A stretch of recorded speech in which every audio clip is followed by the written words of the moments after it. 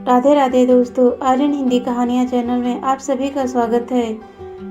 सबको अपने हिस्से के दुख झेलने पड़ते हैं, पर कुछ दुख हमारी नियति के दिए नहीं होते।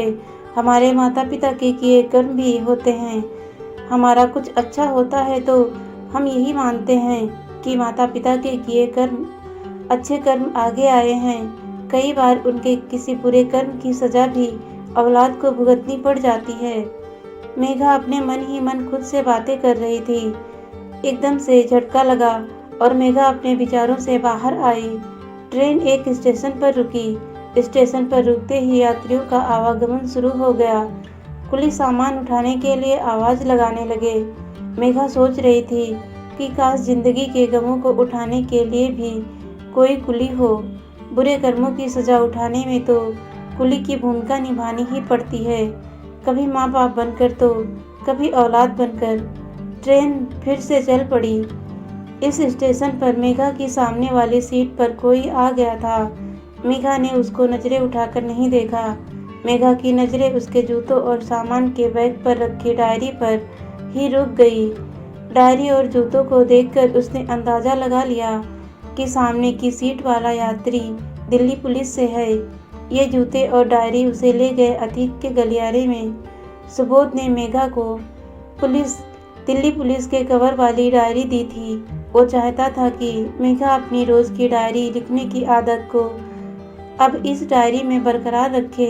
मेघा जो बचपन से पिता का प्यार ढूंढती रही, वो सुबोध की बातों पर यकीन करके न सिर्फ उससे प्रेम करने लगी, बल्कि एक पिता की छां भी उसमें महसूस करने लगी थी। उसे लगता था कि जिंदगी की हर धूप छांव में सुबोध उसके सामने ढाल बनकर खड़ा हो जाएगा। मेघा ने मन ही मन अपने आप को सुबोध को यूं समर्पित कर दिया था कि अब उसे अपने पिता से भी कोई शिकायत नहीं रही थी कि उन्होंने कभी अपने परिवार को वक्त नहीं दिया। एक दिन मेघा ने अपने पिता को सुबोध के बारे में बता ही दिया। पिता बेटी की बात सुनकर गुस्से का घूंट पी कर रह गए। बस इतना कहा, वैसे तो ये हक माता पिता का है कि संतान के लिए जीवन साथी चुने, पर तुमने अब किसी को पसंद कर ही लिया है तो मुझे पहले तसल्ली करनी पड़ेगी कि वो तुम्हारे लायक है भी या नहीं। मैं उनके घर जाऊंगा, तुम उनसे बताना मत। मैं उनके घर के असल हालात देखना चाहता हूँ। मेघा को लगा कि सुबोध बहुत खुश हो जाएगा यूं मेघा के पिताजी को शादी की बात करते देखकर, इसीलिए उसने सुबोध को कुछ बताया ही नहीं। मेघा के पिताजी सुबोध के घर पहुंचे। सुबोध एक संयुक्त परिवार में रहता था, जहां उसके 2 ताऊ जी, एक चाचा जी, दादी दादाजी और सुबोध के माता पिता और 5 भाई बहन। सुबोध का घर भी जर्जर हालत में था। मेघा के पिताजी को सुबोध के दादाजी ने बताया कि लड़के की नौकरी नहीं लग पा रही थी, तो उम्र कम करके एक कागज बनवाया, तब जाकर वो दिल्ली पुलिस में भर्ती हुआ। सुबोध जब घर पहुंचा तो उसे पता चला दादाजी ने बातों बात में उसका सारा राज खोल दिया है। सुबोध ने मेघा को फोन किया। मेघा आज 7वें आसमान पर थी कि अब शादी फिक्स हो जाएगी और सुबोध और वो हमेशा के लिए साथ होंगे। फोन की घंटी बजते ही वो और भी खुश हो गई और शर्माते हुए फोन उठाया। वो कुछ बोलती उससे पहले ही सुबोध ने फोन उठाते ही उसे गालियां देना शुरू कर दिया। मेघा ने उसकी शक करने की आदत तो आज तक नज़रअंदाज करती थी, पर गालियां सुनकर उसके हाथ से फोन छूट गया और वो रोने लग गई। मेघा के पिताजी सुबोध से कोई सवाल किए बिना ही घर आ गए। घर आकर देखा तो मेघा ने रो रो कर अपना हाल बेहाल किया हुआ था। मेघा के पिताजी ने बताया कि उस लड़के की सारी डिग्री नकली है। कभी भी किसी को भनक लगी तो एक शिकायत पर नौकरी भी जाएगी और जेल भी होगी। जिस लड़के का भविष्य सुरक्षित ना हो, मैं ऐसे लड़के से अपनी लड़की का रिश्ता नहीं करूँगा। मेघा तो खुद ही टूट चुकी थी और रिश्ता खत्म करने की बात सुनकर तो पत्थर सी हो गई।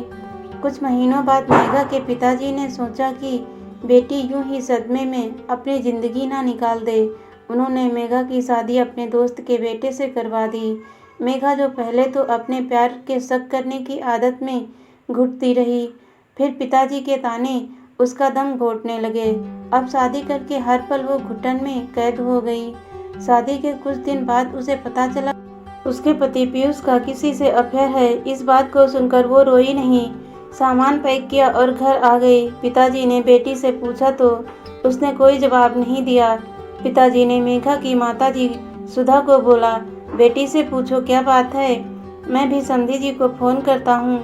मेघा माँ से लिपट कर रोने लगी। माँ, तुम्हारी बेटी की ज़िंदगी में किसी का साथ लिखा ही नहीं है। मैंने पता नहीं कौन से बुरे कर्म किए थे जो सब धोखेबाज मेरी ही ज़िंदगी में आने लिखे थे। उसका किसी और लड़की से चक्कर है माँ। मुझे बोल रहा है तुम्हें किसी चीज़ की कमी नहीं रहने दूंगा। सुधा जी के संतोष का बांध आज टूट गया। उन्हें लगा कि दूसरी सुधा रो रही है। उन्होंने फैसला कर लिया कि ये सुधा अकेली नहीं है। सुधा जी ने मेघा के पिता रोशन जी को बोला, पता चल ही गया होगा आपको तो क्या हुआ है बेटी के साथ। रोशन जी हैरान थे। शादी के 29 साल में आज तक सुधा जी ने आंखों में आंखें डालकर बात नहीं की। आज कैसे रोशन जी ने अपने पुरुष दम को बरकरार रखते हुए कहा, क्या मतलब है तुम्हारा? मैंने तो अच्छा घर देखकर ही रिश्ता किया था। अब इसके कर्म ही ऐसे हैं तो क्या करूं? सुधा जी ने कहा, इसके कर्म नहीं, इसके पाप के किए कर्म इसके सामने आ रहे हैं। तुमने भी तो रोशन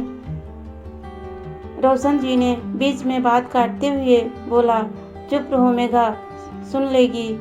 इतने में मेघा आ गई। क्या सुन लेगी पापा, मैं बच्ची नहीं हूँ। आज तक मैंने अपने पिता को स्कूल से लेकर कॉलेज तक कभी अपनी पेरेंट्स मीटिंग में नहीं देखा।